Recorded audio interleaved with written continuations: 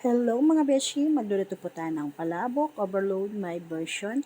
Ayan po, nagisa na po tayo ng bawang sibuyas, tapos po naglagay po tayo ng Nor Stream, and then naglagay po tayo ng tubig, naglagay po tayo ng pampalasang asin at fried garlic, at naglagay po tayo ng ating pampalapot na cornstarch mga beshi. Ayan.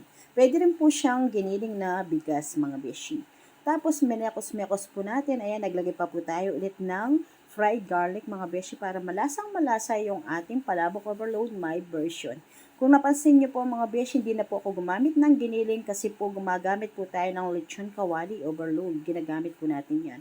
Yung nasa-separate po natin pinakulong bihon mga beshi, ayan, nilagay na po natin sa ating palabok na sauce. Pero nag-set aside po tayo ng ating extra sauce para po sa ating mga customer, mga beshi. Para yung mga gustong marami sauce, meron po silang pang extra sauce sa ating palabok overload mga beshi. Ayan po yung sangkap ng ating palabok overload mga beshi.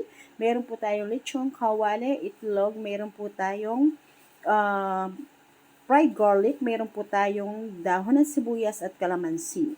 Tapos mga beshi, ayan na po yung ating luto na palabok. Ayan po mga beshi, naka-plating na po yung ating palabok overload. Ayan. At tingnan nyo po yung ating sa plating ng ating bilao. Mga beshi, meron na po siya sa flooring ng ating bilao.